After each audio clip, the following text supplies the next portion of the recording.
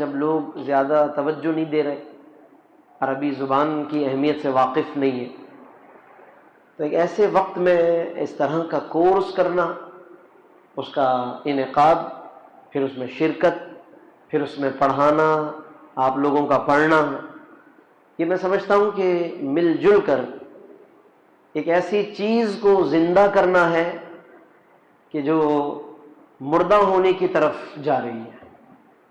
عربی زبان یقیناً زندہ زبان ہے، وہ کبھی بھی مردہ نہیں ہوگی، لیکن ہمارے ماحول میں لوگوں نے جس طرح اس کو چھوڑا ہوا ہے اور جس طرح بے توجہی ہے، لاپرواہی ہے، اس اعتبار سے یہ زبان ہمارے اپنے ماحول سے ختم ہو رہی ہے۔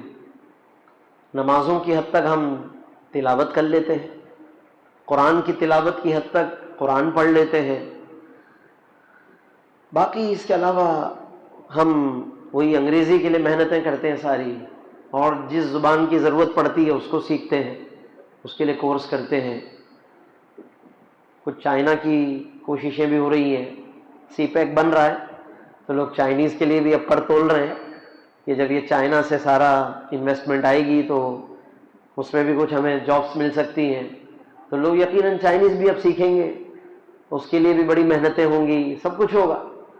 جہاں پیسہ نظر آئے گا، جہاں دولت ملے گی، جہاں بھی کوئی فائدہ دنیاوی ہو سکتا ہے، لوگ اس کے لیے لپکتے ہیں، بھاگتے ہیں۔ انگریزی کے لیے بھی کوئی لوگ اس کی محبت کی وجہ سے محنت نہیں کر رہے، وہ صرف فائدے کی وجہ سے کر رہے، مجبوری میں یا پھر فائدے کے لیے۔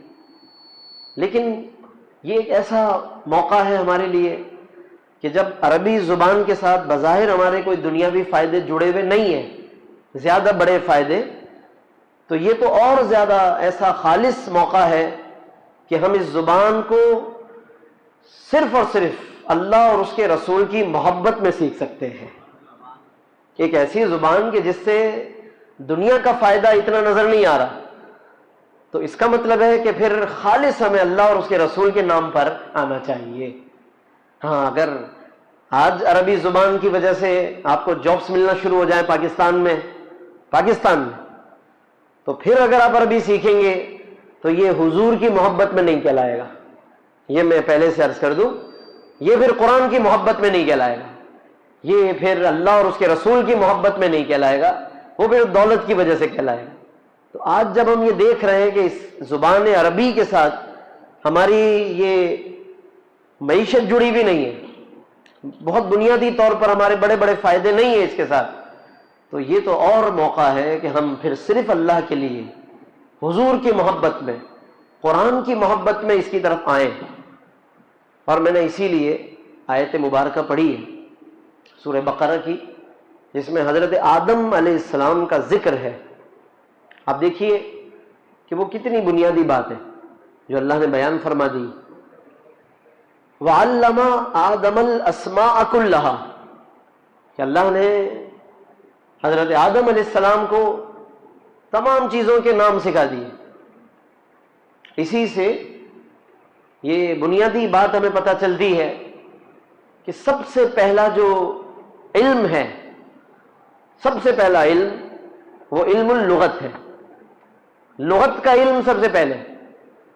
اور ماشاءاللہ یہاں جو عربی کا کورس کرایا گیا اس میں بچوں نے بہت سے الفاظ معنی یاد کیے ہوں گے، اور مدرس نے، ہمارے قبلہ نے محنت کی، ان کو الفاظ یاد کروائے، اس کے معانی یاد کروائے، فلاں چیز کو کیا کہتے ہیں، فلاں چیز کو کیا کہتے ہیں۔ یہ بہت ضروری ہے، اس کے بغیر کوئی زبان آپ سیکھ نہیں سکتے جب تک اس کی جو ووکیبلری ہے، اس کے الفاظ ہیں، جب تک وہ ہمیں معلوم نہ ہو۔ اللہ نے حضرت آدم علیہ السلام کو سب سے پہلے یہی علم عطا کیا جو قرآن بتا رہا ہے۔ وَعَلَّمَ آدَمَ الْأَسْمَاءَ كُلَّهَا، اللہ نے انہیں تمام چیزوں کے نام سکھا دی۔ اس میں تمام زبانوں کی طرف بھی اشارہ ہے، تمام چیزوں کی طرف بھی اشارہ ہے، دنیاوی، دینی، ہر طرح کی چیزیں اس کے اندر شامل ہیں۔ الاسماء کلھا، ساری کی ساری چیزوں کے نام سکھا دی۔ یہ ناموں سے ہی لغت بنتی ہے، چیزوں کے نام، فلاں کو کیا کہتے ہیں، فلاں کو کیا کہتے ہیں۔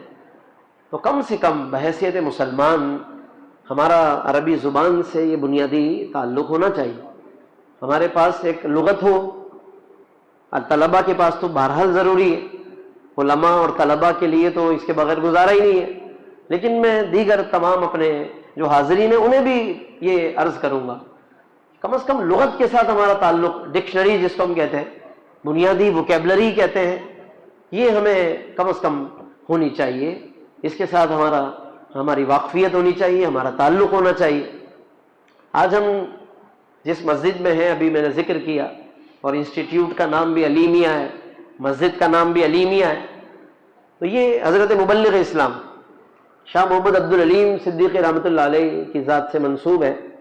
خود حضرت شاہ عبدالعلیم رحمۃ اللہ علیہ بڑے اس حوالے سے زبانوں کے حوالے سے اللہ نے آپ کو بڑی مہارت بھی دی، بڑی آپ کو لیاقت صلاحیت دی، اور دنیا کی کئی زبانوں پر اللہ نے آپ کو بہترین قسم کی علم اور اس کا فہم اور اس کی مہارت عطا فرمائی۔ بلکہ کئی زبانیں سیکھنے کے لیے حضرت شاہ عبدالعلیم صدیقی رحمۃ اللہ تعالی علیہ کے بارے میں آتا ہے، مورخین نے لکھا، اور بعض مستند علماء نے یہ بات فرمائی جنہوں نے حضرت شاہ عبدالعلیم صدیقی رحمۃ اللہ علیہ کو دیکھا، پایا، ان کے ساتھ رہے، انہوں نے بیان کیا کہ حضرت شاہ عبدالعلیم صدیقی رحمۃ اللہ تعالی علیہ نے خود اپنی ذہانت سے مختلف دنیا کی زبانیں سیکھنے کے لیے کچھ ایسے چارٹس بنائے ہوئے تھے کہ جہاں کہیں بھی وہ سفر کرتے اور اس علاقے میں وہ اترتے تھے، قیام کرتے تھے 15 دن کے لیے، 1 مہینے کے لیے، 2 مہینے کے لیے، تو آپ نے جو اس کا چارٹ بنایا ہوا تھا اس زبان کو ڈسکرائب کرنے کے لیے، اس زبان کا بنیادی خاکہ اور خلاصہ حاصل کرنے کے لیے، تو اس علاقے میں 15 دن سے لے کر 1 سے 1.5 مہینے تک حضرت شاہ عبدالعلیم قیام فرماتے تھے، اور اس چارٹ کے مطابق آپ وہاں قیام کر کے بنیادی جو اس علاقے کی زبان ہے وہ آپ سیکھ لیا کرتے تھے، اور سیکھنے کے بعد پھر ان لوگوں کو انہی کی زبان میں اسلام کی تبلیغ فرمایا کرتے تھے۔ یہ حضرت شاہ عبدالعلیم صدیق رحمۃ اللہ تعالی علیہ کا کمال ہے۔ اور یہ بات میں نے خاص طور پر جو زیادہ یہ بات میں نے سنی حضرت قبلہ قاری رضا المصطفیٰ اعظمی رحمۃ اللہ تعالی علیہ سے، جو حضرت صدر الشریعہ کے بیٹے ہیں اور میمن مسجد کے جو امام و خطیب رہے، انہوں نے خود یہ بات ARY کے پروگرام میں جو حضرت شاہ عبدالعلیم پر پروگرام تھا، اس میں بھی حاضر تھا، اس میں حضرت نے فرمایا کہ زبانوں کے معاملے میں حضرت شاہ عبدالعلیم رحمۃ اللہ علیہ کو اللہ نے بہت اونچا مقام عطا کی، اور ان کو اس حوالے سے بڑی ٹیکنیکس اللہ نے سکھائی، صلاحیتیں دی، اور وہ اس کا بڑا ذوق رکھتے تھے، زبانوں پہ بڑی مہارت تھی، اور پھر اسی لہجے میں، وہاں کے لب و لہجے میں ان لوگوں سے انہی کی زبان میں بات کرتے تھے اور دین اسلام پہنچایا کرتے تھے۔ اور یہ پھر وہ فیض ہے جو حضرت قائد اہل سنت کو ملا، علامہ شاہ احمد نورانی رحمۃ اللہ علیہ کو، کہ جن کو کئی زبانوں پر اللہ نے عبور عطا فرمایا، کئی زبانیں تھیں جن میں کم و بیش 17 زبانوں پر تو آپ بہت روانی سے گفتگو فرماتے تھے کہ جس میں اہل زبان بھی سن کر حیران ہو جائیں۔ اس انداز سے حضرت علامہ شاہ احمد نورانی رحمۃ اللہ علیہ ان دیار غیر میں جب جاتے تھے تو انہی کی زبان میں بات کرتے تھے، اور عربی کا تو کیا ہی کہنا۔ تو آج ہمیں دیگر زبانیں تو بہرحال میسر آ جاتی ہیں، یا اس کے لیے کہیں نہ کہیں ہمارا فائنینشلی کوئی پروفٹ ہوتا ہے، فائدہ ہوتا ہے، ہم سیکھ لیتے ہیں۔ عربی کے ساتھ ہم بغیر کسی فائنینشلی پروفٹ کے خالصتاً پروفٹ حضرت محمد صلی اللہ علیہ وسلم کی محبت میں اس زبان کو سیکھیں، جس کی ابھی ماشاءاللہ فضیلتیں بیان کی گئی ہیں۔ تو یہ بہت بڑی آج کی ضرورت ہے ہمارے لیے، بہت اس کی اہمیت ہے کہ ہم اس کی کوشش کریں، اور اس کے اندر بڑی گہرائی ہے۔ آپ جتنا اس کو سیکھیں گے، جتنا وقت لگائیں گے، اتنا اس کی آپ کو مہارتوں کا اندازہ ہوتا جائے گا، اور اپنی کمی کا اندازہ ہوتا جائے گا کہ میں ابھی تک کتنا پیچھے ہوں۔ دیکھیں نا، علماء اتنے عرصے تک اور برسوں تک محنت کرتے ہیں، مگر اس کے باوجود وہ اس بات کا اعتراف کرتے ہیں کہ ہمیں ابھی تک بھی ہم ایسا معلوم ہوتا ہے کہ جیسے ہم ایسے ساحل پر کھڑے ہیں، اور ساحل پر کھڑے ہو کر بس ایک بحر نا پیدا کنار کا ایک جیسے نظارہ کر رہے ہیں۔ عربی ایک ایسا سمندر ہے، ھذا بحر لا ساحل لہ، ایک ایسا سمندر کہ جیسے جس کا کوئی ساحل نہیں ہے، آپ بس اس میں پھر غوطہ لگاتے جائیے، یہ اپنے نوادر، یہ اپنے موتی دیتا ہی چلا جائے گا۔ اور بزرگان دین نے اس سے اسی طرح استفادہ کیا، قرآن کی جنہوں نے تفسیریں لکھی ہیں انہوں نے اس انداز سے اس میں غوطہ لگایا، کیونکہ یہی عربی پھر جب قرآن کی عربی میں بدلتی ہے، اللہ اکبر، پھر تو خود عرب کے لوگ بھی حیران رہ جاتے ہیں نا.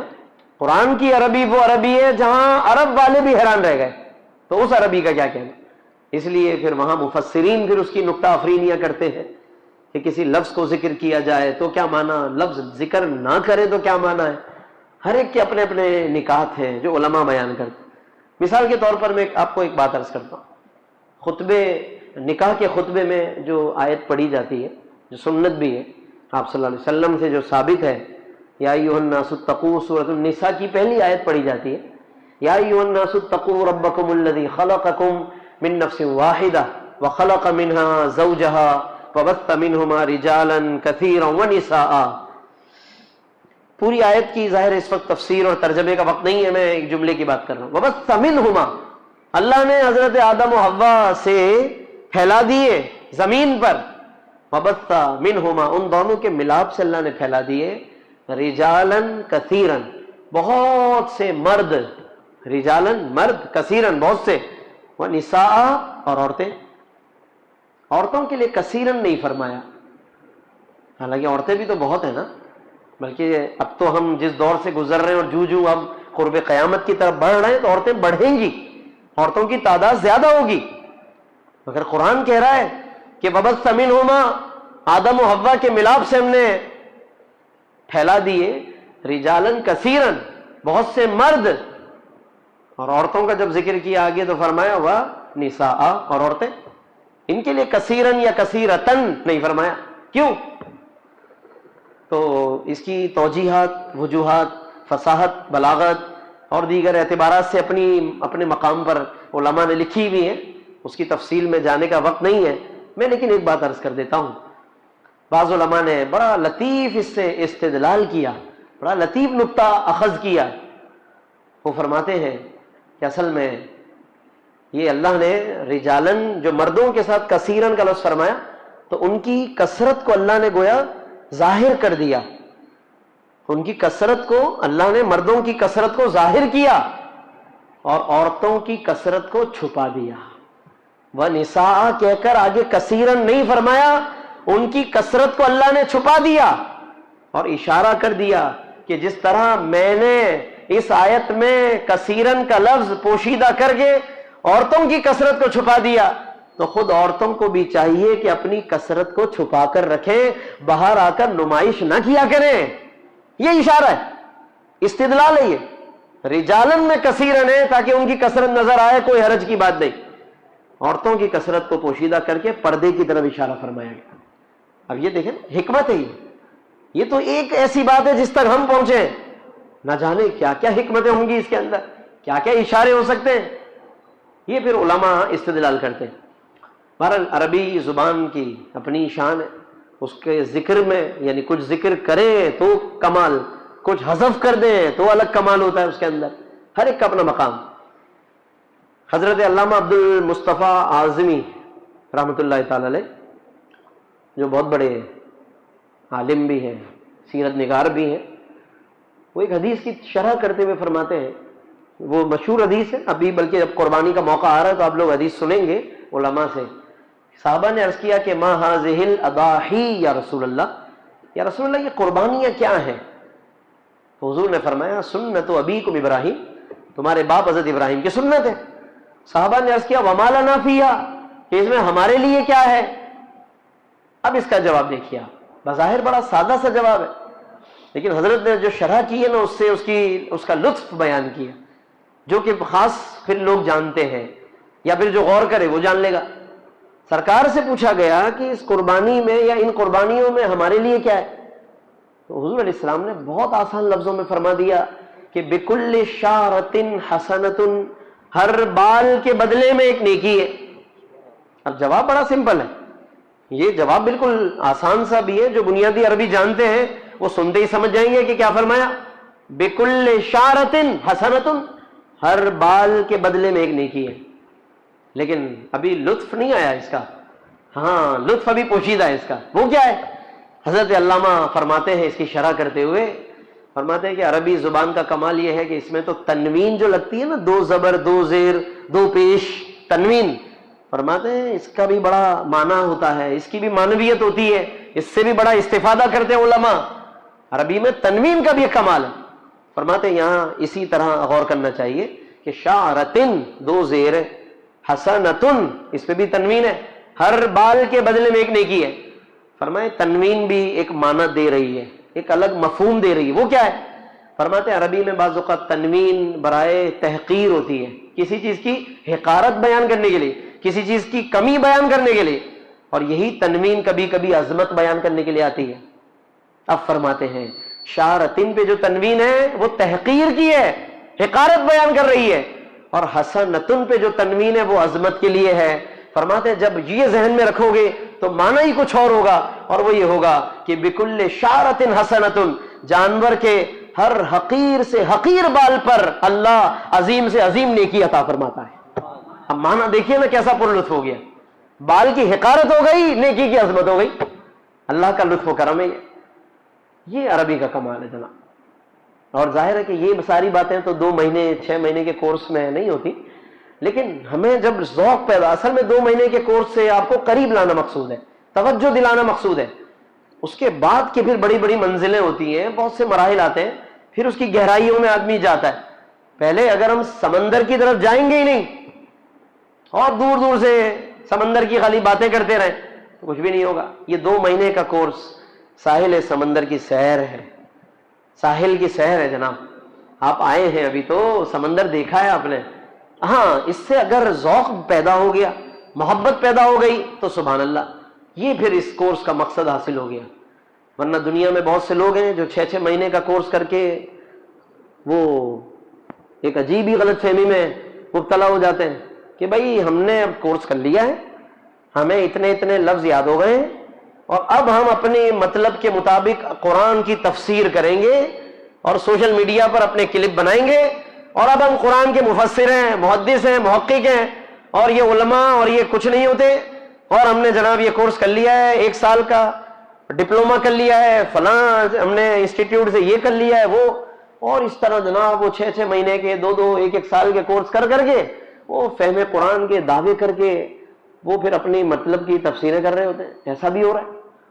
تو اس لیے 2 مہینے کا ہو 6 مہینے کا ہو، یہ معراج نہیں ہے اصل میں، یہ تو ابھی پہلا قطرہ ہے بارش کا. یہ کچھ بھی نہیں ہے اس عربی کے سمندر کے آگے، یہ کچھ بھی نہیں ہے. لہٰذا یہ میں اس لیے بہت بنیادی بات عرض کر رہا ہوں کہ کبھی بھی کوئی شخص اس بنا پر کہ مجھے اب کچھ سمجھ میں آنے لگ گیا ہے قرآن، اور خدا نخواستہ پھر وہ غلط فہمی کا شکار ہو جائے، یا اس کے اندر وہ خود سے اپنی باتیں کرنے لگ جائے، علماء سے پھر ان سے انحراف کرنے لگ جائے، جیسا کہ بہت سے آزاد خیال لوگ اور اس طرح کے نام نہاد اسکالرز چند لوگوں کو بٹھا کر کچھ 10 کتابیں ٹیبل پہ رکھ کر کلپ بنا کر وہ شروع ہو جاتے ہیں اپنی علمیت کو لے کر کے. میں یہاں پر ایک آپ کو قول عرض کر دیتا ہوں سیدنا فاروق اعظم رضی اللہ تعالیٰ عنہ کا، جو قرآن کے تعلق سے ہے. دیکھیے وہ حضرت فاروق اعظم وہ شخصیت ہے کہ جو خالص عربی ہے، خالص عربی ہے، خاندان عربی ہے، ان کے والد عربی ہیں، ان کی والدہ عربی ہیں، وہ خود عربی ہیں، ان کا علاقہ عربی ہے، وہ عرب کے ہیں. ان کی عربی کے آگے ہم لوگ سارے مل کر بھی کیا بیچتے ہیں؟ کچھ بھی نہیں. ہم حضرت فاروق اعظم کی عربی کا، جن کی موافقت میں قرآن نازل ہو جائے، جن کا لقب ہو الموافق رأیہ بالوحی والکتاب، کہ جن کی رائے کی موافقت میں قرآن نازل ہو جائے، ان کی عربی دانی کا کیا کہنا. لیکن اس کے باوجود سیدنا فاروق اعظم کیا فرماتے ہیں کہ میں نے صرف سورہ بقرہ کو سمجھنے میں، پڑھنے میں، فرماتے ہیں 12 سال صرف کیے ہیں میں نے. 12 سال. ہم 6 8 مہینے 1 2 سال کے سرٹیفیکیشن کورس کر کے سند پکڑ کر ہم عوام الناس میں بیٹھ کر سوشل میڈیا کے ذریعے مفکر اور محقق اور اسکالر بن جاتے ہیں اور عجیب عجیب لیکچر دیتے ہیں، گمراہی پھیلاتے ہیں، اور پھر بڑے بڑے اکابرین کا، بزرگوں کا، صوفیاء کرام کا رد کرتے ہیں. ہم بہت سے لوگ صوفیاء کا رد کر دیتے ہیں، یہ داتا علی اجمیری کیا ہے، یہ خواجہ اجمیر کیا چیز ہے، یہ ان باباؤں نے میں کیا رکھا ہے، انہوں نے گمراہ کر دیا، یہ کر دیا، وہ کر دیا، کشف المحجوب میں کیا رکھا ہے، فلاں میں کیا رکھا ہے. یہ اس طرح کی اوٹ پٹانگ باتیں. عقل، جب یہ قرآن میں ایک لفظ ہے اضلہ اللہ علی علم، کہ اللہ نے اس آدمی کو علم کے بلبوتے پر گمراہ کر دیا. کبھی کبھی یہ علم الٹ جاتا ہے، وہ آدمی کو الٹا کر دیتا ہے اور پھر وہ الٹی باتیں کرتا ہے. تو آپ سوشل میڈیا پر اس طرح کی چیزیں سنتے ہوں گے کہ کہ جہاں پر نوجوانوں کو اس طرح برگلایا جاتا ہے، کبھی صوفیاء کرام کے خلاف، کبھی اسلام کی بنیادی تعلیمات کے خلاف، کبھی دینی مدارس کے خلاف، کبھی نصاب کے حوالے سے، کبھی جناب عربی سے دور کرنے کے لیے، اور کبھی خود فہم قرآن کے دعوے دار بن جاتے ہیں. ان کے لیے یہ حضرت فاروق اعظم کی یہ بات میں اس لیے عرض کر رہا ہوں. اور یہ ساری جو میں نے بات عرض کی آپ سے کہ کوئی بھی جو کورس ہوتا ہے یہ صرف ایک تعارف ہوتا ہے، لینگویج اور زبان کا تعارف، خصوصاً عربی کے لیے تو یہ کچھ بھی نہیں ہے. ہم برسہ برس بھی لگا دیں پھر بھی کچھ نہیں ہے. تو حضرت فاروق اعظم کیا فرما رہے ہیں؟ میں نے سورہ بقرہ کو 12 سال میں سمجھا ہے. کیا بات تھی ایسی؟ ان کو عربی تو آتی تھی، ان کی تو اپنی زبان ہے، پھر ان کے 12 سال کیوں لگ گئے؟ تو یہ ہے بات سمجھنے کی کہ آیتوں کے محامل کیا ہیں، ان کے بارے میں کیا کیا معانی ہے، گہرائی کیا ہے، اس کے اندر اللہ نے کتنی گہرائی رکھی ہے یہ، اور پھر سارا کا سارا اس کا مضمون کہ قرآن میں مزید کیا کچھ ہے، تاکہ کہیں کوئی ہمارے اپنے دماغ میں کوئی ٹکراؤ نہ ہو، ہمارے ذہن میں کوئی وسوسہ نہ رہے. یہ ساری چیزیں سمجھنے کے لیے وقت چاہیے. تو جب 12 سال میں وہ سورہ بقرہ سمجھ رہے ہیں تو آج لوگ 6 مہینے میں، ایک سال میں پورے قرآن کے دعوے دار کیسے بن جاتے ہیں؟ ضرور پھر یہ کہیں نہ کہیں خلل ہے جس کو وہ سمجھنے کے بجائے اس خلل کو مزید لوگوں میں پیدا کر دیتے ہیں اور یوں لوگوں کا ذہن خراب کرتے ہیں. تو بہرحال یہ ضمناً کچھ باتیں عرض کر دی میں نے تاکہ کورس کی اہمیت بھی آپ سمجھ جائیں، اور اس طرح کے کورسز بہت ضروری ہے، اس کو مزید آگے بڑھانا چاہیے. اس مسجد کا الحمدللہ یہ اعزاز ہے کہ آج کے اس دور میں وہی بات کہ جب ہر طرف خاموشی ہے، عربی کے حوالے سے بے توجہی ہے، تو اس کے لیے ایسے وقت میں یہ میں سمجھتا ہوں کہ ایک احیاء کا فریضہ ہے، زندہ کیا جا رہا ہے اس کو، اور یہ ضروری ہے. ایک سنت کو بھی اگر کوئی زندہ کرتا ہے، وہ سنت کے جس کو جو مردہ ہو گئی ہو اس پر 100 شہیدوں کا ثواب ہے. تو یہ تو پوری زبان کا مسئلہ ہے، اور پوری زبان بھی وہ کہ جس کے ذریعے پھر قرآن اور حدیث اور دین کو سمجھنا ہے. تو یہ بہت ضروری ہے. خالص سے اس کو اللہ اور اس کے رسول کی محبت میں سمجھیے، کوشش کیجیے. ابھی ہمارے قبلہ علامہ جہانگیر صاحب فرما رہے تھے کہ اس زبان کے ذریعے آپ عرب میں جائیں گے تو وہاں بول چال میں یا کہیں نہ کہیں کچھ آسانی ہو جائے گی. تو وہ ایک الگ ہے فائدہ اس کا، لیکن اگر وہ فائدہ نہ بھی ہو، کیونکہ وہ والا جو فائدہ ہے جو جس کی طرف حضرت اشارہ کر رہے تھے، وہ تو مطلب کسی بھی عربی ماحول میں رہ کر بھی وہ والی عام سوقیانہ عربی ہے، وہ تو بازاری عربی ہے، وہ آ جاتی ہے. نہ بھی آئے تو آدمی کا زیادہ دنیا کا نقصان ہوگا نا. وہ سوقیانہ اور بازاری عربی ہے. وہ ہر زبان اب بازاری بن چکی ہے نا. جو رائج لینگویج ہے جو بولی جا رہی ہے وہ اپنی بنیادی فصاحت و بلاغت تقریباً کھو چکی ہے، اور بس عجیب و غریب بولی جا رہی ہے. اردو کے ماحول میں بیٹھے ہیں تو اردو سیکھ لیں آپ، عرب والوں کے ساتھ بیٹھے 2 مہینے 6 مہینے عربی سیکھ لیں آپ، انگریزوں میں بیٹھے انگریزی سیکھ جائیں آپ. تو وہ ایک الگ عربی ہے، وہ ایک الگ انگریزی اور اردو ہوتی ہے. ہمیں زیادہ جو فوکس کرنا ہے وہ بنیادی قرآن اور حدیث، تاکہ ہم اس کے قریب آ سکیں، اس کا ذوق ہم پیدا کر سکیں. ہاں یہ ضرور ہے کہ اس کورس کے ذریعے وہ فائدہ بھی ضمناً آپ کو ملتا رہے گا جس کی طرف حضرت اشارہ فرما رہے تھے، لیکن ہمیں زیادہ اس کی نیت نہ بھی کریں. آپ اصل اپنی نیت کو ہم بہتر کریں پہلے سے، اور توجہ کریں اللہ اور اس کے رسول صلی اللہ علیہ وسلم کی طرف، تو انشاءاللہ العزیز اس کا بہت فائدہ ہوگا.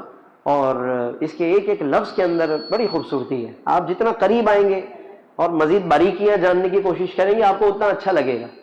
میں ایک دن مطالعہ کر رہا تھا حضرت ملا علی قاری رحمۃ اللہ علیہ کی کتاب کا، شرح الشفا، شفا شریف پر ملا علی قاری نے جو شرح لکھی شرح الشفا، تو اس میں ضمناً بس ایک بات عرض کر رہا ہوں دلچسپی کے لیے، اور اس بات کے لیے کہ لفظوں کا حسن عربی میں کیسا ہے اور کیسے کیسے اشارے ہوتے ہیں عربی میں، اور اس سے معنوی گہرائی جب سمجھ میں آتی ہے تو ہمیں اس بات کا لطف آنے لگتا ہے، اور پھر وہ پڑھنے میں مزہ آتا ہے. وہی لفظ جب ریپیٹ ہوگا وہ بات میں لطف آئے گا. تو وہ بات ایک ویسے عرض کر رہا ہوں ضمناً. حضرت مولا علی قاری رحمۃ اللہ علیہ فرماتے ہیں، بات تو وہاں غالباً چل رہی ہے درہم اور دینار کی. اب درہم اور دینار کتنا مشہور لفظ ہے. درہم چاندی کے سکے ہوتے ہیں، دینار سونے کے سکے ہوتے ہیں. تو حضرت نے وہاں پر کچھ بات چل رہی تھی مال و دولت کی مذمت کے حوالے سے، زیادہ دنیا کی محبت اور مال و دولت کے ساتھ زیادہ دل نہ لگانے کے حوالے سے، جو لوگ دولت کے پیچھے بھاگتے رہتے ہیں اس کی مذمت چل رہی ہے. حضرت وہاں پر ان لفظوں سے بڑا لطیف استدلال کرتے ہوئے فرماتے ہیں کہ آیتیں تو بے شک اپنی جگہ ہیں، قرآن کی حدیث ہے جن میں مذمت آئی ہے، دنیا کی محبت اور مال و دولت کی محبت سے لوگوں کو روکا گیا، وہ ایک الگ ہے. لیکن فرماتے ہیں کہ ان لفظوں میں بھی غور کرو تو اندازہ ہوگا کہ مال کی محبت کہاں لے کر جاتی. فرماتے ہیں دیکھو مال دو ہی طرح کا ہوتا ہے, یا تو سونا یا چاندی ہے, باقی اموال تو اسی سے بنتے ہیں نا. فرماتے ہیں یہ تو سونا یا چاندی ہے, چاندی کو درہم کہتے ہیں اس سکے کو, اور سونے کے سکوں کو دینار کہتے ہیں. فرماتے ہیں ذرا غور کرو ان لفظوں میں, ان لفظوں کا اختتام دیکھو, انجام دیکھو, تو فرماتے ہیں پھر تمہیں دولت کا انجام پتہ چلے گا. درہم, ہم, یہ درہم کا لفظ ختم کس پہ ہو رہا ہے؟ ہم پہ.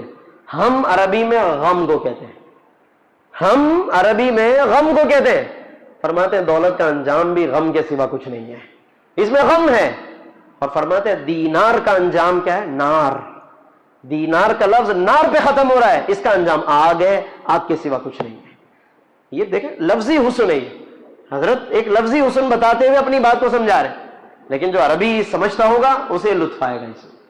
یہ ہلکی سی ایک جھلک ہے, ورنہ ایسی نکات تو مسلسل علماء اپنی کتابوں میں بیان کرتے رہتے ہیں. عربی کی گہرائیوں سے وہ ایسی جناب اس میں غوطہ زنی اور غواصی فرما رہے ہوتے ہیں کہ بڑا لطف آتا ہے پڑھنے والوں کو.